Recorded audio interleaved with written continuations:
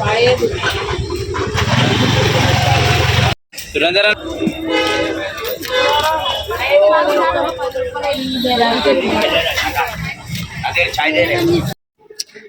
Friends, good morning, welcome to back my YouTube channel.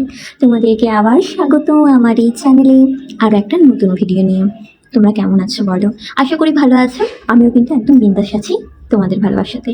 তো আজ নিয়ে এসেছি আমার একটা নতুন ব্লগ, ডেইলি ব্লগ। তো সকাল সকাল চলে গিয়েছিলাম বাজার থেকে ফিরে তোড়ঝোড় রান্না করার।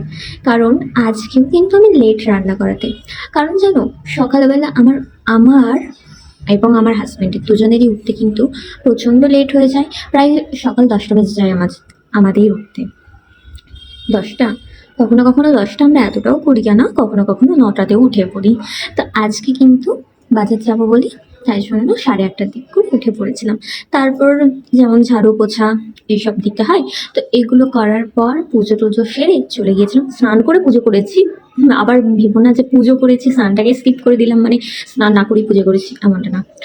স্নান টান করেই পুজো করে ওখানে না, তখন আমার ভিডিওটা ক্লিপ করা হয়নি, কারণ বাজার যাবো বলে তাড়াহুড়ো করে স্নান করে পুজো করে নিয়েছিলাম। তো এখন দেখো আমি বাজার থেকে এসে রান্নার তোড়জোড় করছি। এখানে আজকে কিন্তু আমার মেনুতে বিশেষ কিছু নেই, বাজার করে এসেছি, কিন্তু আমার পায়ের তলাটা এত পরিমাণ ব্যথা করছে, মানে সারা সপ্তাহের মধ্যে প্রত্যেক দিনই মানে ঠিকঠাক থাকবে। এই সানডেতে যেদিন আমার হাজব্যান্ডের মানে ছুটি থাকে, একটু ঘুরতে যাওয়ার ঘুরু যাওয়ার একটু সময় আসে, তখনই আমার পায়ের তলায় এত ব্যথা করে। আমি জানি না কেন, এটা কিসের জন্য হয়। মাঝে মাঝে হয়, একটু আধটু হয়, কিন্তু এই রবিবার সানডেতে যেন একটু বেশিই হয়।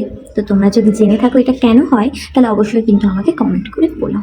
তো এখন আমি সমস্ত রান্না কমপ্লিট করে ডাল বসাবো বলে ডালটাকে ধুচ্ছি, ঠিক আছে। এবার ডালটাকে ধুতে ধুতে তখন কিন্তু ওপরের যে দিদিটা, ভাবি বলবো না দিদি বলবো জানি না, মানে যেই বাচ্চাটাকে দেখলে ওর মা আমাকে মাছের তরকারি এবং একটা সবজি দিয়ে গেল। তো আমার আর ডালটা না করতে ইচ্ছে করেনি। আর হ্যাঁ, বাচ্চাটাকে তোমরা এতটাই লাফাতে দেখেছো, মানে তোমরা কি দেখেছো আমার রুম? আমি তো সবসময় ক্লিপ নিতে পারি না, ভিডিও ক্লিপ নিতে পারি না, কিন্তু ও যে এত লাফায় বলার বাইরে। আর এইদিকে দেখো আমি চাটনি করছিলাম, আমটা এতটাই বিষাক্ত টক যে আমি চিনি দিয়েছিলাম, চিনি দিয়ে হয়নি, আমাকে আবার গুড়ের বাতাসা দিতে হয়েছে। আর এটা তোমরা একবার দেখেছো গুড়ের বাতাসা দিচ্ছি, কিন্তু একবার দিইনি, এটা তো আমি 4-5বার গুড়ের বাতাসা দুটো করে দিয়েছি, মানে 6টা গুড়ের বাতাসা দেওয়া হয়ে গেছে। আর এদিকে আমি ভাতও বসিয়ে দিয়েছি, ডালটা করবো না, স্কিপ করে গেলাম।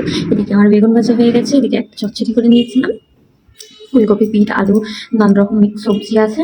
তো আর কিছু করতে ইচ্ছে করছিল না, যে চাটনিটা তাড়াতাড়ি করে একটু বসবো, আর নিস্তার নেই।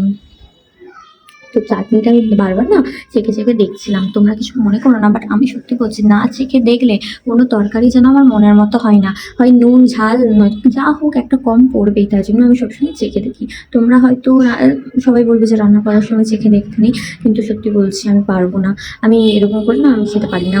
এদিকে আমি আবার গুড়ের বাতাসা নিয়ে চলে এসেছিলাম, আবার মানে চেক করলাম, দেখলাম যে না টক আছে, আমি আবার গুড়ের বাতাসা দিয়েছিলাম।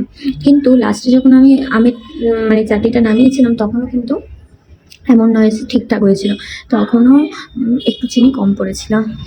আর এখনকার যে আমাদের এখানে যেহেতু গরম, দেশের বাড়িতে ঠান্ডা, আমাদের এখানে একটু গরম, তো তাই টকটক খেতে ভালো লাগে, তাই জন্য আমি একটু টকটক রেখেওছিলাম। আর চাটনিটা কিন্তু দারুণ হয়েছিল।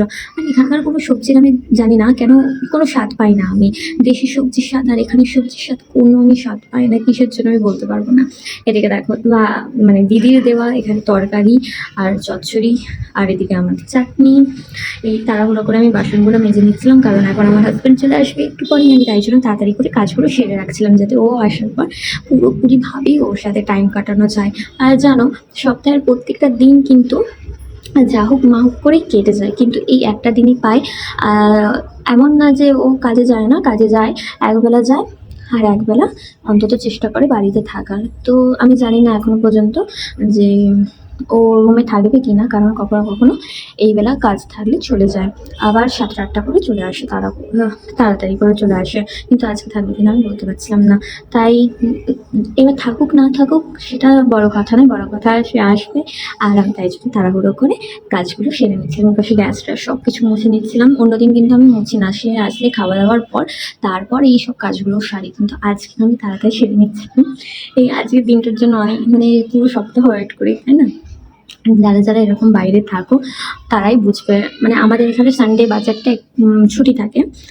ছুটি থাকে না, সব দোকানদানি খোলাই থাকে, কিন্তু তাড়াতাড়ি বন্ধ হয়ে যায়। তো আমার হাজবেন্ডও যদি কাজ কম থাকে তাহলে চলে আসবে। আর যদিও বা আমি শুনেছি আজকে ওদের আহ, দোকানে মানে কি বলবো, রুম পরিষ্কার করা হবে। তো আজকে বোধহয় তাড়াতাড়ি চলে আসবে। আর আজকে স্নান করে যায়নি, ও হয়তো এসে স্নান করবে। তো আমার এইটুকু নিশ্চিত আমি যে হ্যাঁ হয়তো তাড়াতাড়ি আসতে পারে, তাই জন্য আমি কাজগুলো তাড়াতাড়ি সেরে নিচ্ছিলাম। তো এই পাশে আমার এই পাশে আমাদের খাওয়া দাওয়া কমপ্লিট হয়ে গেছে। এখন আমি আর আমার হাজবেন্ড চলে আসছি ছাদে। আর আমি মানে সকাল থেকে না অনেকগুলো কাপড় জামা ডুবিয়ে রেখেছিলাম, আমার ধোয়া হয়নি। তো স্নান করেনি যেহেতু বলেছিলাম, তো এসে স্নান করার সময় এগুলো ধুয়ে নিজেই কিনতে চলে এসেছে ছাদে। তো মানে কি বলবো, আর ছাদে জামা কাপড়গুলো মেলার পর না ভুলে গেছে ক্লিপ লাগাতে, আর এত হাওয়া দেয় না ছাদে, তো উড়ে যাওয়ারই সম্ভাবনা বেশি। তাই জন্য আমি আবার ক্লিপগুলো দিয়ে দিলাম। আর আজকের পরিবেশটা কিন্তু ভীষণ ভীষণ মেঘলা। অন্যদিন রোদ উঠে যায় এই টাইমটা থেকে, কিন্তু আজকে সকাল থেকেই মেঘলা করছে। আর আমি আমার হাজব্যান্ড কি জানি না ভুলে গেছিলাম, কি নিয়ে বক বক করছিলাম দুজনে মিলে, কি দেখাচ্ছিলাম আমি নিজেও এখন ভুলে গেছি। তবে যাই হোক, আজকের জন্য ভিডিওটা এইটুকুই। আমার যদি ভিডিও তোমাদের ভালো লাগে অবশ্যই কিন্তু তোমরা সাবস্ক্রাইব করে দিও, এবং আমার ভিডিওটাকে লাইক অ্যান্ড শেয়ার করে দিও। নতুন ভিডিও পাওয়ার জন্য এরকম নিত্য নতুন ভিডিও পাওয়ার জন্য আমার পাশে থেকো। চলো আজকের জন্য টাটা, বাই বাই।